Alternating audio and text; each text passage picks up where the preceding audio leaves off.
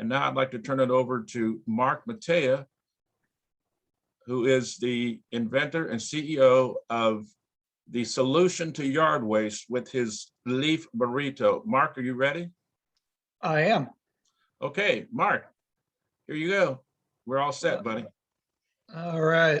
So leafburrito.com, as you can see here. So I'm going to roll this slideshow here, and let me just go ahead and start this thing.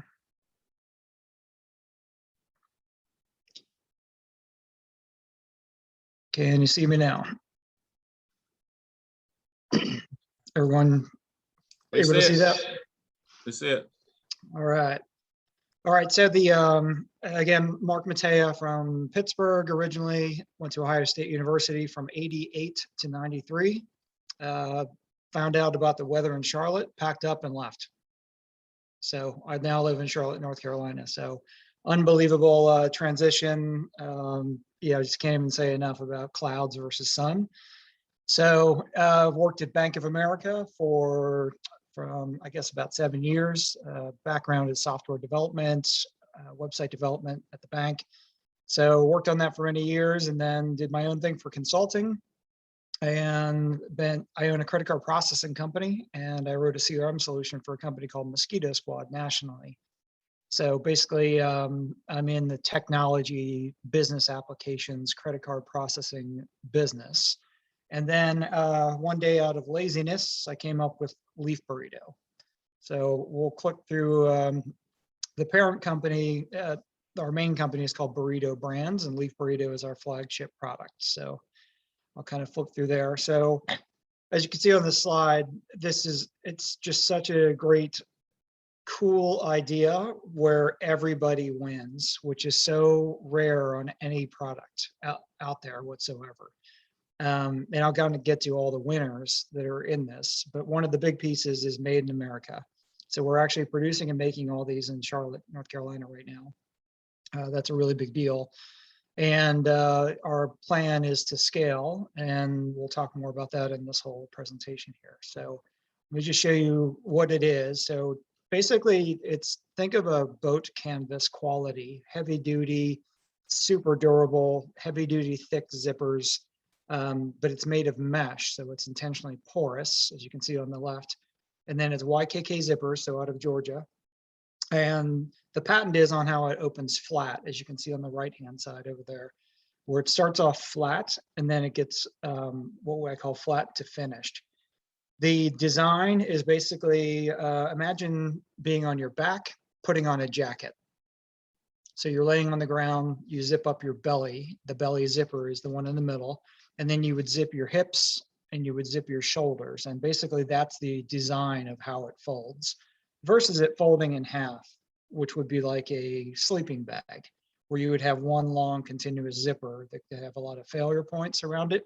And it would be difficult and clumsy and awkward. So the simplicity, post-it note simplicity, is really just in the design on flat to finished.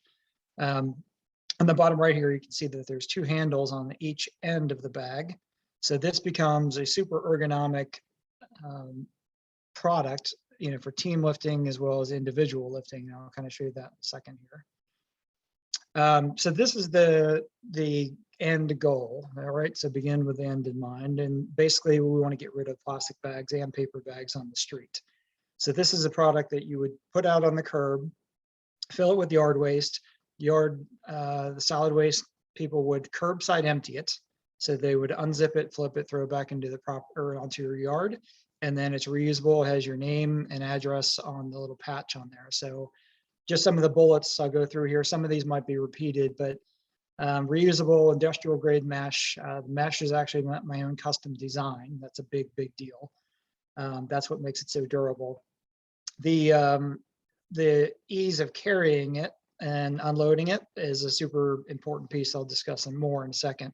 Holds about 3 to 5 large bags worth of leaves. So imagine these big 39 or 45 or 55 gallon plastic bags. This would hold about 3 to 5 of those because you can really compact it as well. The aesthetic factor is a big deal on the streets. I have a few more pictures to show you on that. The city of Charlotte has been curbside emptying these since 2018. So 4 years now, successfully, and everything has gone viral. So again, I'll talk more about that in a couple slides here. But you can put sticks, grass clippings, hedge clippings, weeds, anything in it. Super durable.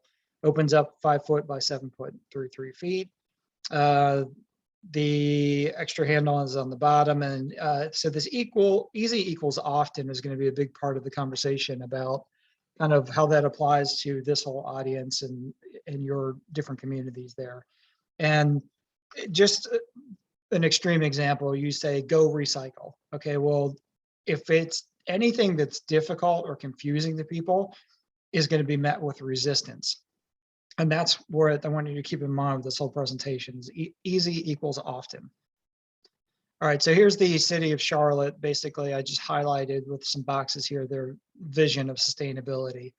Charlotte will become a global leader in environmental sustainability, balancing economic growth, preserving our natural resources. And then basically just down at the bottom just talks about model environmental community and how it manages solid waste, leading by example, city operations, et cetera, collaborative environmental problems, applying technologies. And so that's really kind of where things started with my product is I literally went downtown and said, hey, look, I got an idea, dug in with solid waste and showed them the idea of a 7-footer. They said, well, that's going to be a little bit big. Cut it down to a 5-footer, which I'll show you here in a second. And they basically said, yeah, we can go ahead and start curbside emptying. So 2 words that are super important, easy as often, but curbside emptying. So curbside emptying, curbside emptying, curbside emptying. That is our only ask. And that would be no different than you turning a brute garbage can upside down and pouring the contents into a rear loader and then putting the brute garbage can back down on the curb. Our product works the same way. It's just a soft garbage can. So again, our ask of a city is, hey, will you accept Leaf Burritos? So here's the problem that was in Charlotte. This is our debagging facility. What we did is Mecklenburg County, which is 4 million people, is bigger than Charlotte, which is 1 million people. So the county said, well, nobody's bringing any plastic bags into our composting facility. And what we need you to do is basically debag these things before you get them over to our county. And making good compost is critically important in the city of Charlotte because we sell this and we use it for planting and growth and all kind of landscapes as well as to farms and everything else. So having a good quality product is super important. Thus, just like in technology, good data in is good data out. Good organic material in is good organic material out. Inversely, let's just throw out an example. If somebody puts in a black plastic bag full of plastic or glass, or a paper bag filled with diapers or potentially glass or whatever else it may be, and then that goes into your composting grinder. And so now you basically destroyed your whole lot of compost because you let foreign material in. So the best way in the world is to visually inspect what's coming into the facility. This debagging facility was about a 1/4 mile long, about 25 feet tall. And we would hire people, put vests on them and give them a box cutter. And we would say, go out there and cut out over every one of these plastic bags, basically for 5 to 6 months. And these guys were literally climbing in piles of dog feces and everything else with this incredible stench. And that liquid on the bottom right is what they call black liquor. And that is basically wood pulp that is and bacteria that are kind of decomposing. And it's an incredibly horrible smell and everything. So we lost our debagging facility in Charlotte recently because the airport was expanding.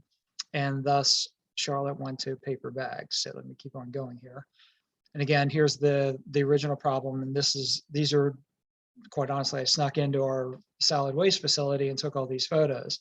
They like to say millions of plastic bags are going directly into our landfills. The problem is the dirty plastic film that gets separated at the debagging facility gets thrown into the landfills because you can't recycle dirty plastic film efficiently.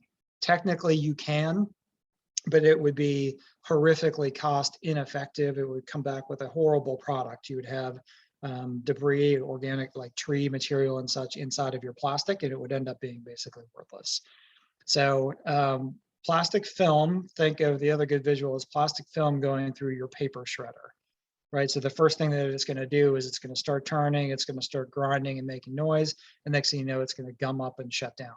That's basically the problem with plastic bags on the composting machines that grind.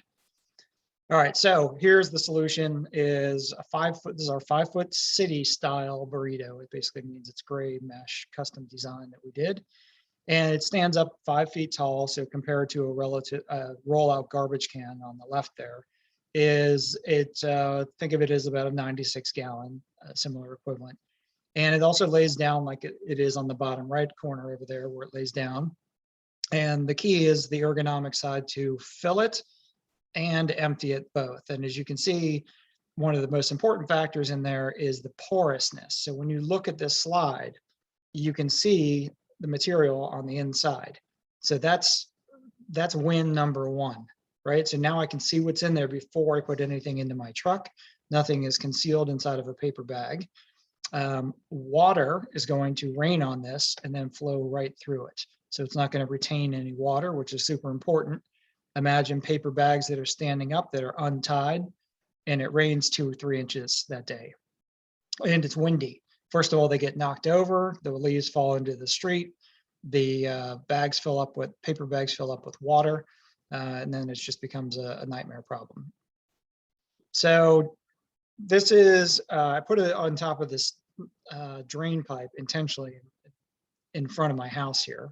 And just to show you that this is an example how paper bags and plastic bags actually get sucked down into these storm drains and become corks. And they also block sidewalks. So again, Leaf Burritos on the left here, this the bullets. We believe they're reusable for 10 years, 10 plus years. All PVC, no cotton or anything. So much like a boat cover, it would live out in the sun. Curb appeal is a big deal. We can put the city names on there. They won't collect water. That's a really important aspect, even when they're empty. So versus like a garbage can, trash can, which will collect water for mosquitoes when you bring it back to your house. Keeping the sidewalks clear is a really big deal here in Charlotte.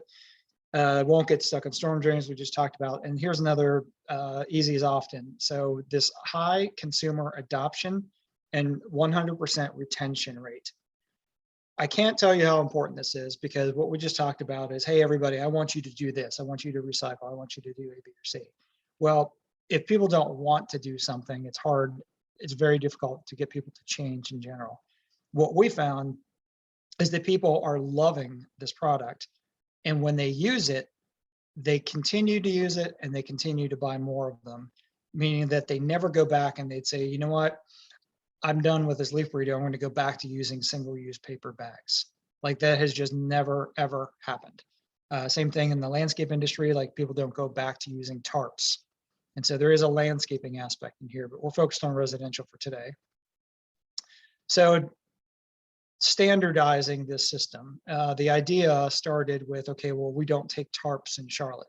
Well, why don't we take tarps? Well, it's because you tell the city of Charlotte citizen that you can take a tarp, somebody's going to go out and buy a 40-foot by 40-foot tarp and then say, well, you said you took tarps. It's going to fill up with rain. And then here's the biggest problem. It's going to blow back into the road and potentially cause a traffic accident. Or it's going to get sucked down in a storm drain if it's a bad storm. So this was a way to sort of create a standardized system. And as you can see, curbside emptying, curbside emptying, curbside emptying. That's the key. That's the only ask. So they're ergonomic. It's easy for the drivers to pick it up. Technically, you can team lift it if it's heavier. That's why there's 2 handles on both sides of it. And some of the design influence really was when I played hockey on a pond in Pittsburgh. I had a big hockey bag, and you know, I just loved my big hockey bag. And so that was a big influence on the whole piece of this. Design is just okay, well, why is it that, and then of course the handles on there and the ergonomic factor. The hockey bag was not breathable, so that's kind of where the bonus came in with the mesh. So that's a big secret sauce up there. There is a handle on the back bottom, so when you roll it over onto its belly, again, imagine you're laying on your back, putting on your coat, and then in the middle of your back, there's another handle. And then you could basically roll this thing over, and now it makes it easy for even a single person to be able to empty this product. So really, a lot of this was designed around the solid waste ergonomics of these guys emptying stuff, and a lot of stuff every day, all day. And as you can see, we use rear loaders here, and this is out in my front yard again. And let's see, this patch has the address so you can identify. All right, so let me just show you a video here real quick. And you can see that they're just unzip it and flip it is the mantra. All right, so simply unzip the short side or the belly zipper, drop it in there, and you're done. So our goal basically is to eliminate single use. So we were using plastic in Charlotte, then we did a paper bag mandate on July 5th this year. And it has destroyed everybody. Everyone is just livid about using paper bags. But there was no option before. So now it's basically people are kind of out of choices, and they're learning about burritos, which has gone viral. So our goal basically is to start getting this thing to go viral, and then we want to start going after neighborhoods and HOAs to start kind of creating these I'll call them like champions, and they just become stories like in your area. So if there's a big neighborhood or a big area of that really starts this thing, and it's almost viral like weeds would be. In fact, when we look at our sales blotter map, we'll actually see a pin on the map, and then all of a sudden we'll see a little triangle of other pins around that pin. And the unique thing about this product is one of those wins in the first slide there was that when I buy a burrito, I put it on my street, and then I get 50 to 100 people that walk down my street and see this burrito and or see me using it. And then that's where the whole thing goes viral. If I buy a Dyson vacuum, for example, well, I put that into my house and nobody knows about it. And so that's where this is such a unique product that it's literally putting your message out there on the street for the world to see. And this is why it's just so crazy. It's just such a unique product, because that means I don't have to do a lot of advertising and spread the word, because other people are doing that for me by putting it on the street. All right, so who are the winners? It's going back to that first slide again. Got homeowners. The homeowners love it. They, especially compared to using paper bags or now plastic bags you can't use, but even other kind of like brute garbage cans, for example, are good. But you would need 3 to 4 brute garbage cans to fill one 5-foot burrito. Well, guess what? Those are about 12 to 13 pounds each. And when I'm done with that yard waste, what do I do with those 3 to 4 brute garbage cans? Now I have to haul them back up to my house, and I have to let them sit there, potentially turn them upside down. They fill with water, they become mosquito farms. And then I have to carry them all the way up and down my street. So it's just another inconvenience factor. So again, going to these bullets here. So we got homeowners, we got curb appeal, which is a huge win. We can put neighborhoods, names and logos on there, so we can custom brand them for municipalities. Keeps the sidewalks clear. The municipalities love it just because it's actually super efficient to empty these as well. And the only thing we need is rear loading or side loading trucks versus a robotic arm, for example, that would pick up a rollout cart. So jobs is a big deal. Made in the USA, and I'll get into the numbers toward the end of this, but the propensity, I guess you would say, or potential for making bags in the US is unbelievable. So just in Charlotte, 219,000 homes, and there's a slide on this later, but basically if we can capture 10 to 20% of that market, that 10% is 21,900 bags just in the city of Charlotte alone, not even in any outskirt, no other landscapers, nothing. And that's just residential. So we'll kind of talk about how the scale model could leak over into your municipality, your city. So that's kind of where we're heading with this. The composting facilities love it because there's nothing that's concealed inside of paper bags. The jobs, the local income taxes, of course, when you sell these burritos. The landfills are loving it because we're not putting plastic bags into landfills anymore. Oceans and beaches, obvious. Stormwater drains is such a big deal. People just don't realize, especially as all this growth and development has happened, is that it's straining all of our stormwater systems. And the last thing in the world you want is a plastic or paper bag floating down the street and then blocking or getting sucked down into a storm drain. That causes all kind of nightmares downriver.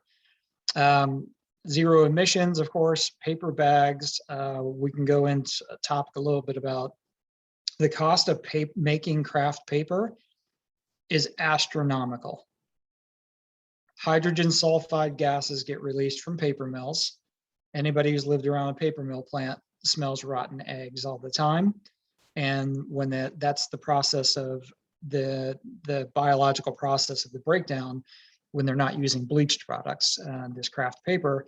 So when you think you're using a paper bag, you think you're eco-friendly, but you are absolutely not. And if we rewind to the reason that we have plastic film bags in the first place, was because we figured out that paper bags were really inefficient, and we were cutting down trees, using tree pulp, we were using all these carbon emissions to create a paper bag.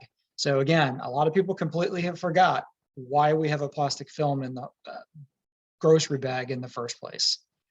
So keep Charlotte beautiful, keep Mecklenburg beautiful, keep America beautiful. We're sponsoring those guys. And that is a national organization where we could be a part of all of those affiliates, as they call them. So here's our big thing on the right-hand side. So reduce, reuse, recycles, commonplace.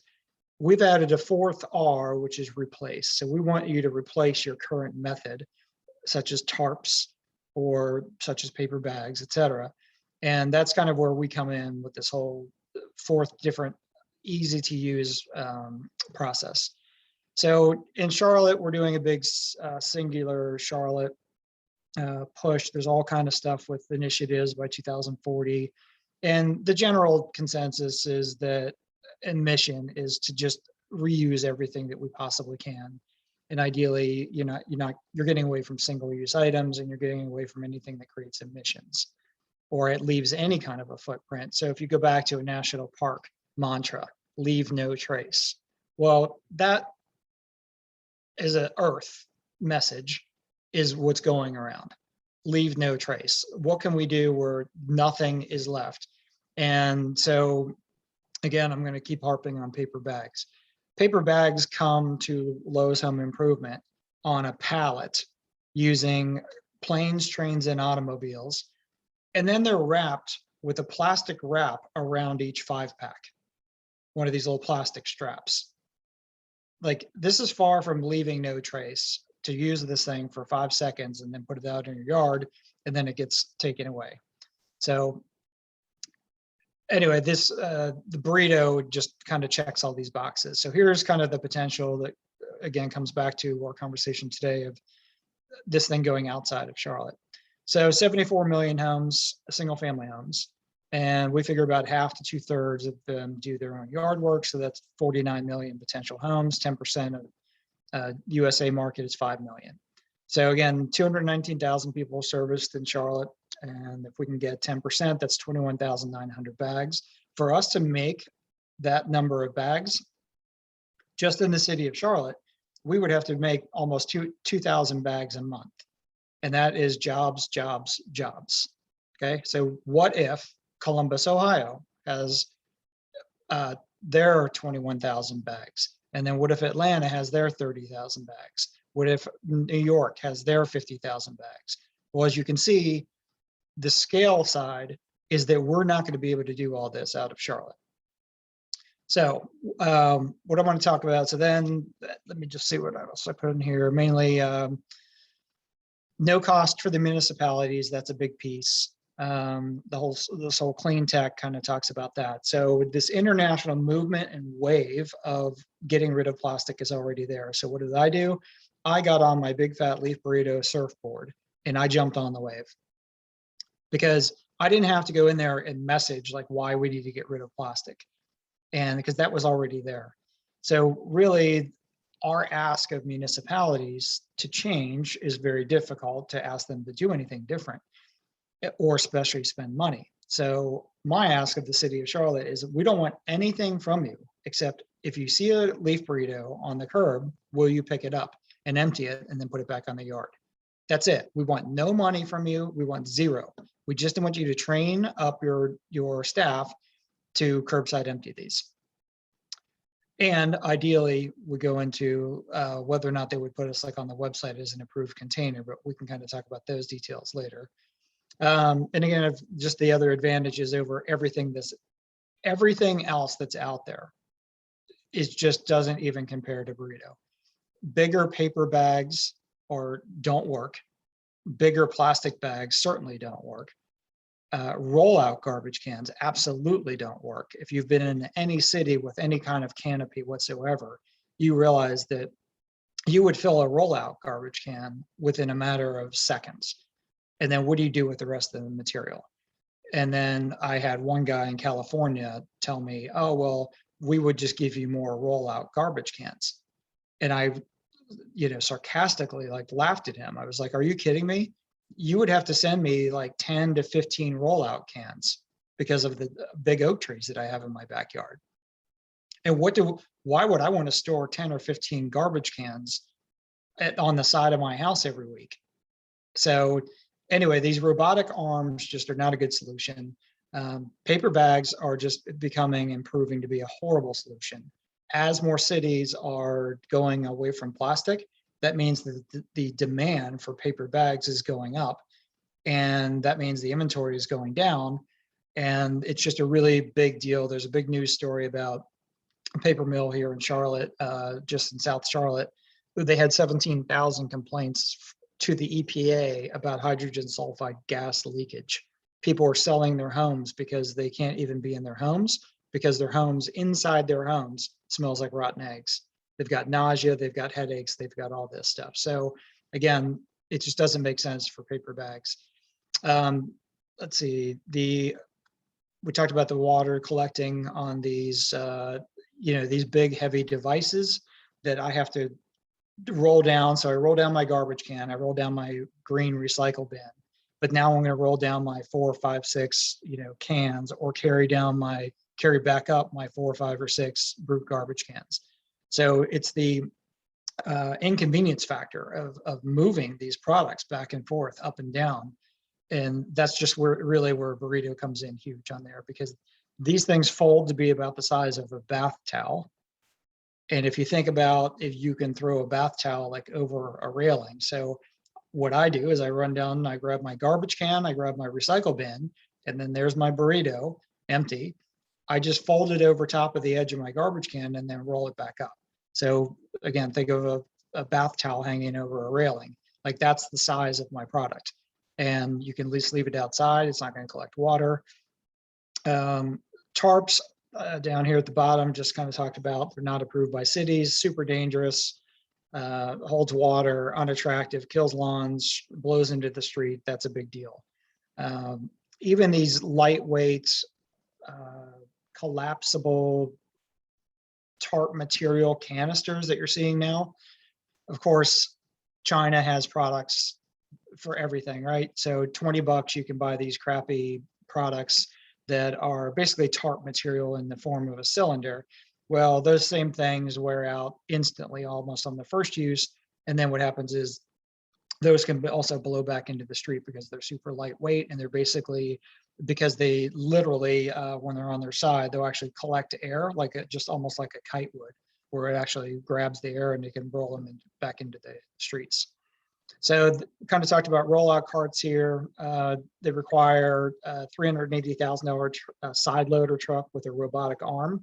That's if you would just put in a rollout cart, as compared to a $180,000 rear loader. Plus the maintenance, and there's just nothing better than having two guys in the back manually putting yard waste into the truck so that they know everything that's going into that truck. You throw paper bags in there, somebody could have anything inside those paper bags. You don't know until it gets back to the composting MRF. So vacuum trucks, everyone said, oh, well, why don't we go back to vacuum trucks or have more of those? Well, those are actually a horrific idea. It's an asset that sits around for most of the year, inactive, and you can't vacuum up leaves when they're wet.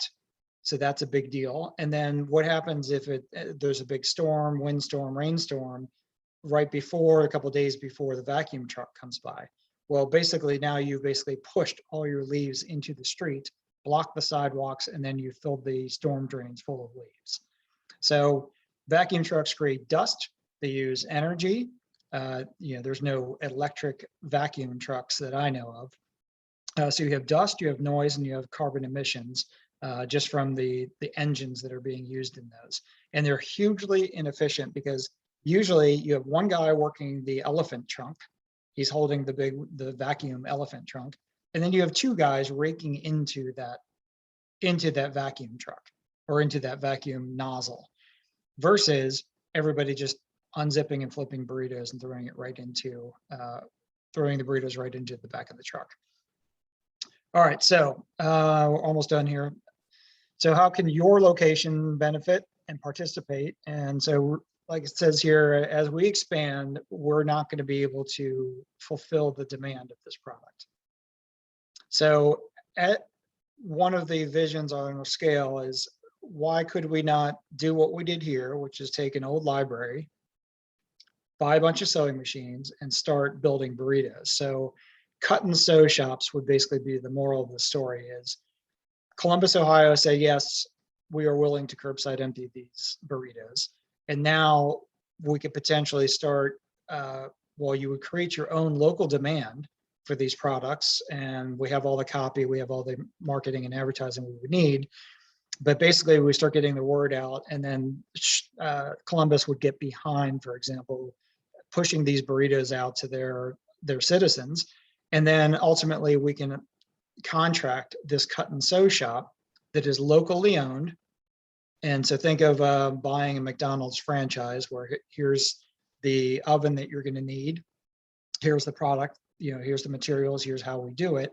However, you own your own cut and sew shop. You're hiring your own people. You have your own building. You have your own hours. So there's a million different opportunities for part-time work and all the other just job opportunities. The other big thing about this is unskilled labor, in a sense, where Leaf Burrito requires cut and sew, tacking, screen printing, fulfillment. And think of cut and sew, there's a lot of I'd say the most challenging skill is putting the zippers on straight and knowing how to use commercial machines. But the like tacking of the handles, cutting the handles, making all the parts and pieces, these are all easy jobs that could be done by anybody part-time. So you don't have to have, you could even have part-time people that kind of fill in as needed as on different days. So there's a million different employment opportunities around the country. And my vision is to have anywhere from, say, 4 to 12 different factories around the country, and versus trying to make everything out of just Charlotte. So everything's going viral right now nationally. We sell these landscaper bags internationally. We sell the landscaper bags, a ton of them nationally. So the word is already out there.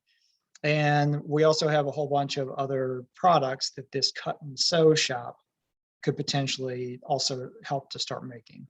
So at this bottom here, our only ask of the city is, hey, city, again, we don't want any money from you, but we just want to teach you or train you how to pick up, basically unzip and flip a burrito, throw it back into the back of the truck, empty it out, throw it back onto the yard. Like, that's the only thing we want from you.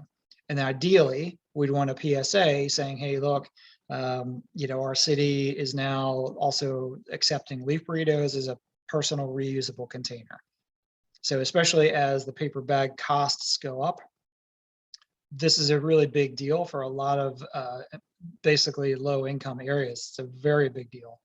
And people are very, very angry in Charlotte about this. They're saying, well, our taxes pay for yard waste pickup.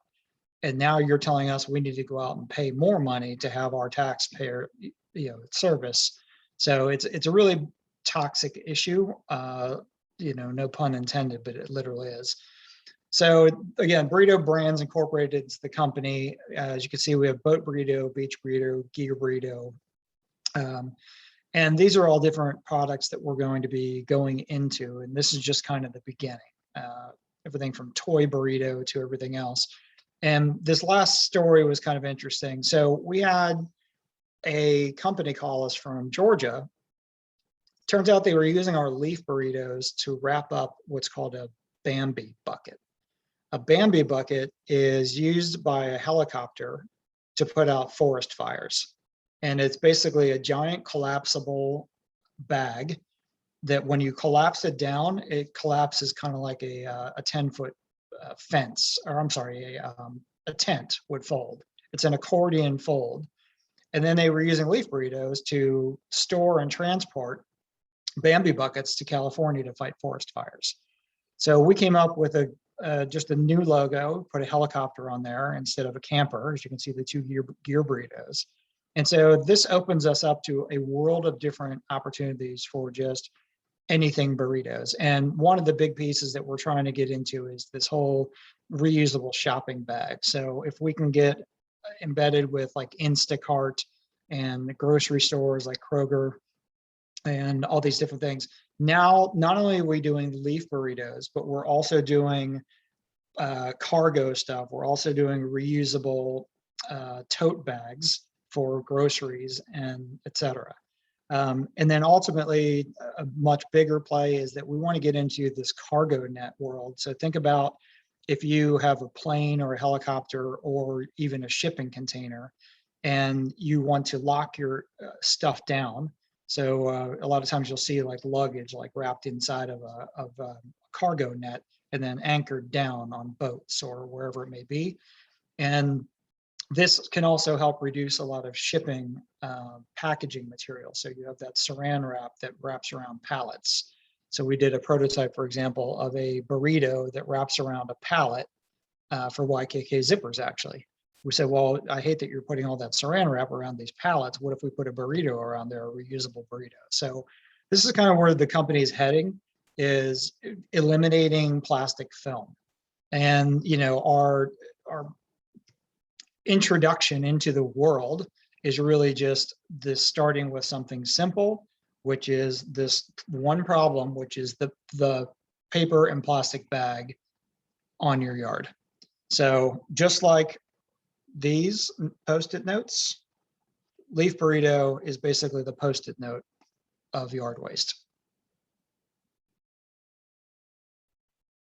So that's all I've got, and we can open it up for some questions. I believe Nancy had a question. Nancy?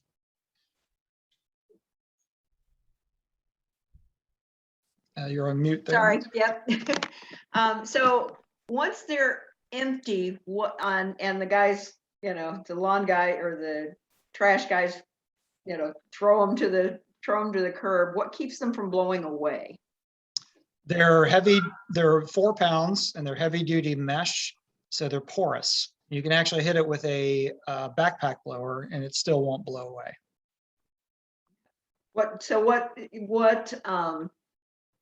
How much wind would it take to blow one of these? I've hit it with my Red Max commercial grade leaf blower, and it probably takes like maybe about a half to 3/4 of a trigger to push it. So the steel backpack blowers,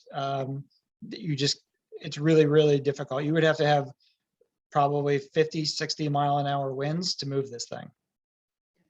And that might be something to test, just because I think that's going to be a question. You talked about it not going into the gutters and things like that. And so people are going to want to know, I would think, how much wind would it take for these to be blowing away on a windy day, on a windy trash day, Yeah, and we actually have a little funny video on at Queen's University here in Charlotte of a commercial guy hitting this thing with a backpack blower, and it's flapping just a little bit, but doesn't move. Good. Yeah. Cool. And that coincidentally, that wasn't like a design thing like we came up with. We said, oh, we need something that won't blow away. That was just like a coincidence thing that worked out. We're like, oh my God, this mesh, not only is it porous, but it also doesn't blow away. And we're like, well, that's cool. So, and then of course the visibility was a big factor too. So when the solid waste people drive up, walk up to this burrito, you can immediately already kind of see what's in it because it's semi-porous. Mark, I had a question. How is it possible that the mesh material could be manufactured from recycled materials eventually? Funny you should ask. We worked with Unify, I think it was called, and they basically take materials down to just thread level. So our product is actually 1300 denier polyester thread extruded with 4 coats of PVC and then heat welded together. So the answer to your question is yes, we have PVC and we have polyester threads. And the problem or the challenge is cost. So just like anything else, when right now we're making this, there's a company in Hawaii who basically I pay, but their factory is in Taiwan. And I mean, this is very like heavy duty, serious stuff. So think about a roll of carpet, like how big and heavy that is. Like this is what we're dealing with. It's 89 inches wide. I would love to find another factory, and I've joked with Arlie about this. Somebody needs to call Jeff Bezos and tell him that I need a mesh making machine in the United States. And if you get that for me, I will sell millions and millions and millions of yards of this mesh. In fact, today, just this week, getting ready to redo our mesh order. And guess what? Imagine that. Prices have gone up. Shipping has gone later, right? And so this bottleneck of me buying this from Taiwan is definitely something I want to try to get rid of. And quite honestly, if we were able to collectively figure out a way to take, let's just say, for example, black plastic from cars, like bumpers and such, and turn that into the PVC that goes into this product, and then all the other polyesters and such, and be able to create a textile mill. So I'm from North Carolina, so textile mills were a very big deal. But somehow, some way, I need somebody to make this mesh for me. I don't want to have to do it myself right now, but if somebody else would do it, I would buy a lot of mesh from you. Mark, Yep. I don't know if this is a possibility, but there is a business. It's located, one of their offices located in Zanesville, Ohio, and their headquarters is in Texas. It's Axion International. And I was introduced to them because Dave Crane, who's no longer with us, he passed away this past May. But anyway, Dave Crane was their executive vice president over sales. And I met him through one of our solid waste district's executive directors, Alan Hale, and his company built a bridge made out of a combination of the HD, I can't, what is that, HDPC or whatever? It's the like what you're talking about, the bumpers and stuff, plastic.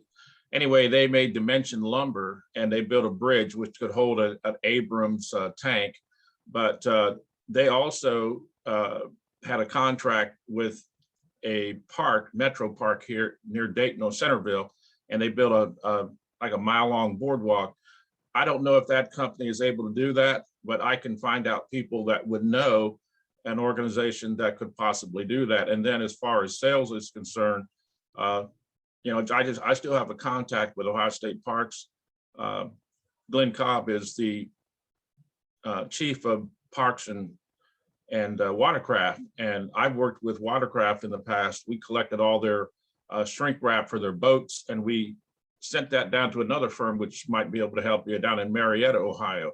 So they're out there. We just have to connect you with that. And then my last question is, and I'll turn it back over to anyone else. When we're talking about opening up the cut and sew shops or factories, would this be considered a franchise? And if so, is there a franchise fee? Let me go back a couple steps. So let's go back to the mesh piece. If we can find somebody who already makes mesh, but maybe like differently, and Okay. maybe not as wide, because typically they're confined to like a 60-inch, like a 1 yard width. We have an 89-inch width, which is another reason why we went to Taiwan. But Okay. could we upfit another company is the question. So you take a mesh making company here in the States, and then, all of us gather up, talk about these reusable materials. And then what happens is this mesh becomes a commodity. So not just for Marc Mataya or Burrito Brands, it could potentially become a commodity for anything and everything. Truck covers, dumpster covers, you name it. I mean, even like, there's a million different things, bags, reusable bags. There's a huge market for this mesh. And of course we have our proprietary design.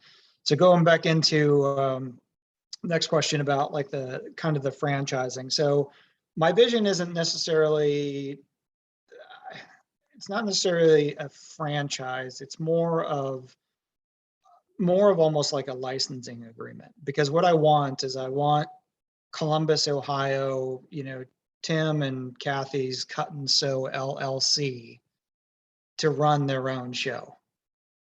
The end goal is that the burritos need to meet the McDonald's spec, right? Did that hamburger come out just like the one comes out in Charlotte? And we'll provide machines, or we would have them buy these machines and so on. And so let's just say that there's a $50,000 to $100,000 outlay for the right machines that you would need to do this.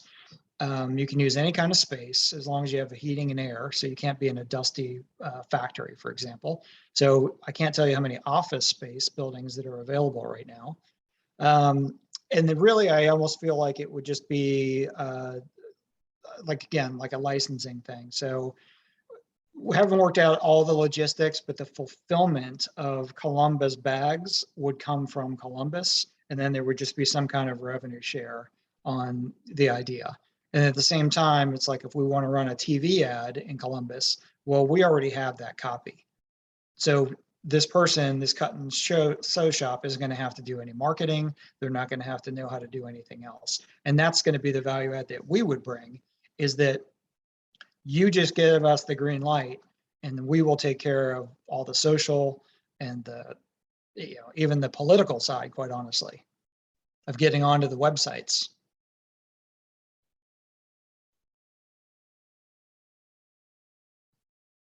And I do want to talk real quick about, I want to talk more about the potential of people that could work here. So I've kind of gone back and forth over the past 4 or 5 years thinking of like, who would this be great for? And the more and more I hear, quite honestly, like you guys, Arlie, the more and more I think that this could be an unbelievable opportunity for veterans. And you think about PTSD and all these issues. Here comes an easy job where you're tacking, you're sewing, you're screen printing, you're keeping your mind busy. You're working part-time, so part-time moms, part-time everything. And then we start making gear burritos for the military. So I had at our trade show, a military guy come up and said, "Oh my God, this burrito would be unbelievable for basically our crews." And, there's an issue with everything has to be made in America to sell to the military. So that's kind of my vision, is that this whole thing is not only like a great solution, but it's also an unbelievable employment opportunity nationally.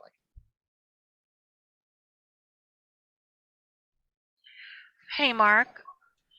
In 2017, Ohio Sustainable Business Council had an event in Cleveland, and we had a presentation from a company called Rooftop Green that made living roofs. They made the trays and the installations for living roofs, and they're a subsidiary. Their parent company is a company called Dan T. Moore Company, and they're in Cleveland. Been there for 70 years or whatnot. And they are they have R&D offices and things like that, and they produce a lot of fiber materials for auto industries and so forth.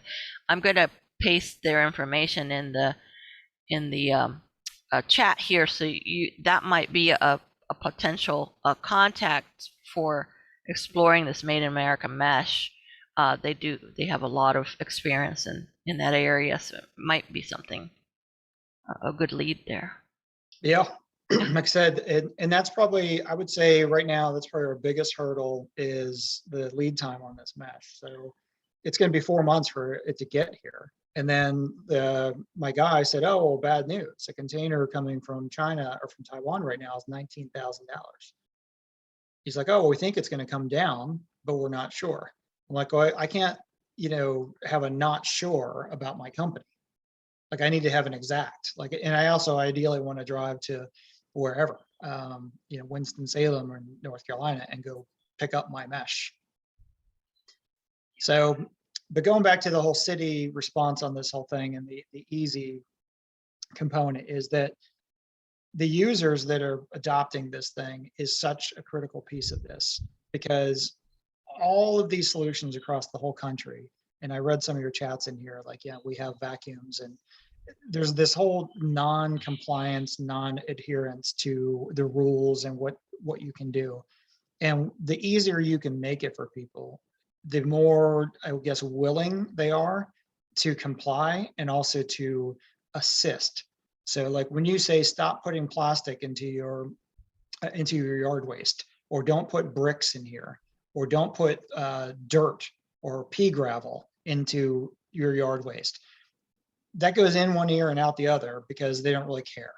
But now they have this burrito and they're like, oh, you know what? This is actually easy. It's cool. I get it. And so I'm, part of my goal is I also want to have this education piece, is not only are you using a burrito, but I'm also teaching you about the life cycle of compost as well as recycling. Because clearly people aren't listening to, I'll call it you, what could be the city. When they say stop putting your clamshell Chick-fil-A things into the yard waste thing or into the recycle bin, people are still doing it. And the reason is because they're not listening to you. And when I say you, I mean cities. So could Burrito be an educational tool or catalyst or story of like, hey, you need to learn more about what happens in these grinders in the recycle world. Do you have cases where they've, the people have unzipped the burrito and then found there's bricks in there, there's diapers, there's plastic?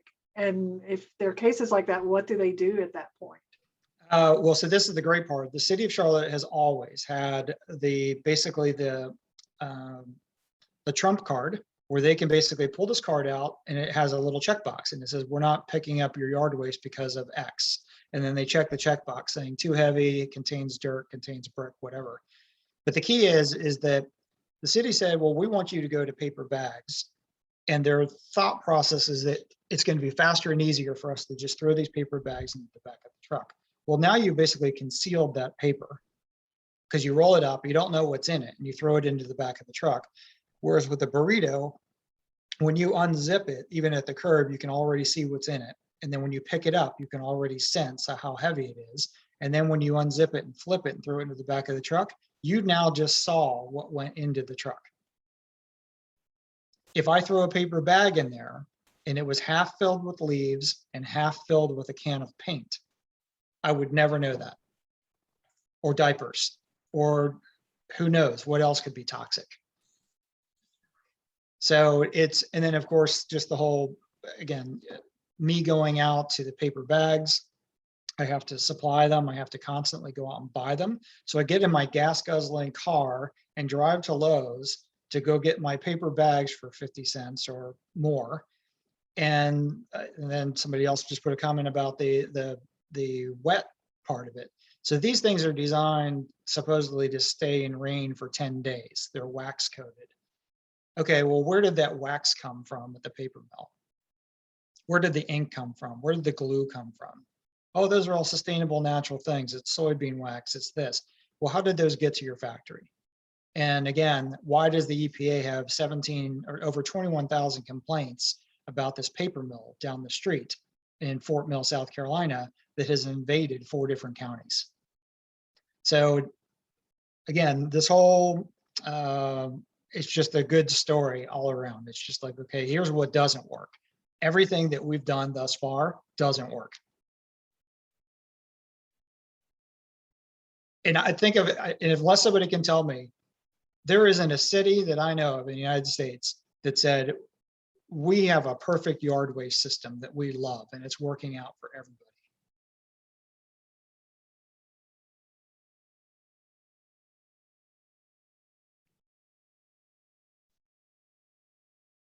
So big piece, like on that first slide, is the whole made in America now. You know, that's a big component of me being in ORC here, me being a diehard Ohio State Buckeye, Pittsburgh born and bred. So, you know, I love the North. I love the canopy up North. I think Charlotte is a good stepping stone, but I think with the National Recycling Coalition and then just the Made in America Now, I just, my hope is that this, maybe even this conference is what slingshots us over into, you know, just national and international stardom. So we could be even exporting these bags to Europe. In fact, I've already sent them to Singapore, Australia, Canada, Hawaii, and I'm sure it's going to be in the UK in no time.